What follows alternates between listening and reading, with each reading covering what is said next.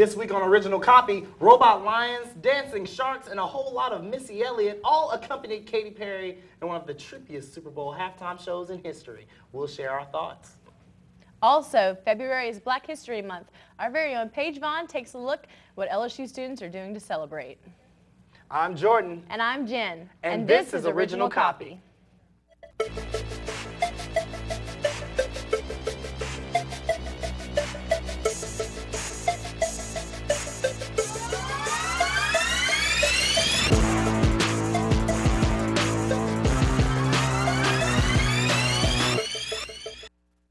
Welcome to Original Copy. Ladies and gentlemen, my name is Jordan Hicks, and as always, my lovely co-host, Jennifer Vance. It's great to be back, Jordan, and now I'm going to assume you want to talk about the game. Well, of course I do, Jen. This year was the first time in such a long time where the biggest story in football after the Super Bowl was actually how good the game was. I mean, the game was so good, former NFL player and NFL Network analyst Warren Sapp had to release all of his excitement through partying in Arizona with his hired escorts all night. And of course, by escorts, I mean prostitutes. And of course, by partying, I mean... Yeah. Okay, we get it. Jordan, that's like serious. That's a serious offense. He was arrested yesterday for that. He lost his job. See, Jen, if a game is so good and makes you forget buying a prostitute is illegal, that's one heck of a game. Plus, it proves my point. Who cares about Warren Sapp getting arrested? Did you see that game? Well, I'm sure his family cares. Oh, well, yeah, probably. Besides, you know what was awesome? Katy Perry's halftime show. That's what was awesome. Perry dazzled fans with her halftime performance Sunday, singing hits like Roar, California Girls, and I Kissed a Girl, featuring a crazy guitar solo from Lenny Kravitz.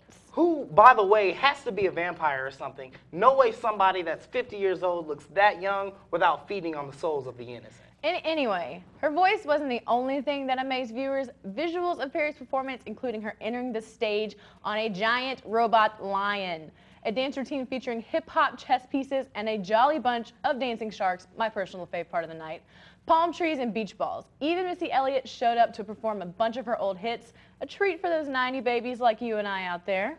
See, it's glad to see Missy Elliott finally taking a break from the same job she's had since her last hit, you know, doing all of her nieces and nephews' hair for her sister. That's not cool, Jordan. Well, she looked like somebody's auntie, like for real. But anyway, plus, think about it. Missy Elliott, happy dancing sharks, and a giant lion, that sounds like a party at Charlie Sheen's house, I'm telling you. The only thing missing would be prostitutes. We could call Warren Sapp. Yeah! Paige, please save us. Hello, everyone, and welcome to Paige on the Prowl. I'm your host, Paige Vaughn, here to update you on all of the hottest campus events. So as we all know, it's finally February, which is the time for Mardi Gras parades, and if you have a Valentine, maybe a few chocolate overdoses. Now, although February is full of fun events, it is also Black History Month, which is a time to honor all of the historical African Americans who left their mark on the world that we all live in today. One person that I admire in Black history is Oprah Winfrey, because she helped open the doors for many African American women in broadcast. Now, enough about me and Oprah. I wanted to hear about your favorite person in Black history. My favorite person in Black history is Muhammad Ali because of the racial barrier that he broke in a significant sport like boxing during his time period. Martin Luther King Jr. because he spread a very important message and he made a huge change to the way people view African Americans. My favorite African American artist has to be Stevie Wonder. I'm gonna be different, and I'm gonna say Felicia Rashad and Debbie Allen, just because they helped to pioneer the way for minorities in the performing arts field. Now, if you're looking for an event to attend in honor of Black History Month, I have just the thing. It's the Mr. and Mrs. Imani pageant tonight at 7, and the theme for the pageant is the Harlem Renaissance. A few other events to save the date for are the Student Involvement Fair on Wednesday at the Parade Grounds and the Thursday Night Live Open Mic Night in the Live Oak Lounge. Well, guys, it looks like I'm all out of time. Join me next Tuesday as I prowl through more campus events. Now let's send it to Jen and Jordan at the desk. Thanks, Paige. Coming up next, Kayla Mims gives us an exclusive look at last week's event, A Mother's Cry, and Kayla in the City. Also, I explained to you why this year's Super Bowl commercials made me so upset. Stick around after this.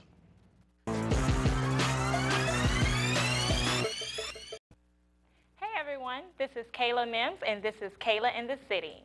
On Friday, I was honored to attend a phenomenal event here in Baton Rouge that has the potential to bring the community together. Take a look. A Mother's Cry was an event held to shed light on the senseless killings and ongoing gun violence in the Black community. The event was organized by activist Arthur Silky Slim Reed and his nonprofit organization Stop the Killing Incorporation. I think that the screening is important because we have a group of individuals that are suffering from grief and some of them are not aware that there's grief counseling, so we're trying to focus on that.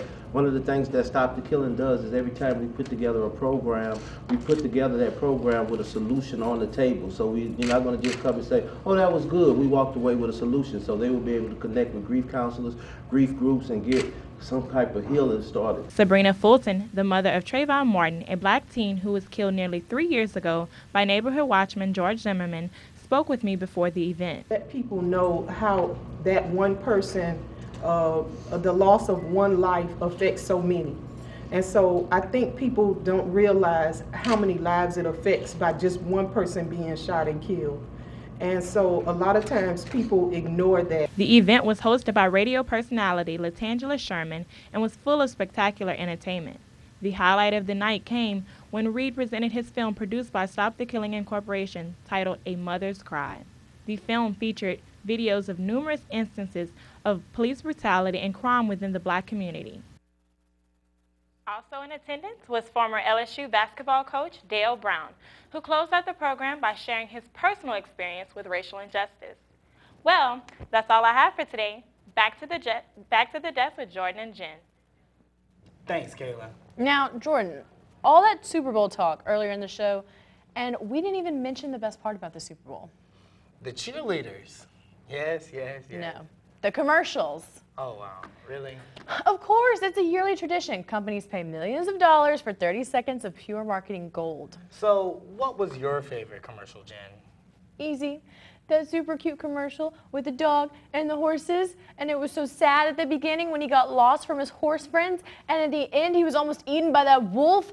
But in the end, the power of friendship proved to be too great, and the horses saved the little doggy and brought him home. Yeah, I figured that. Now, tell me, what was that commercial for?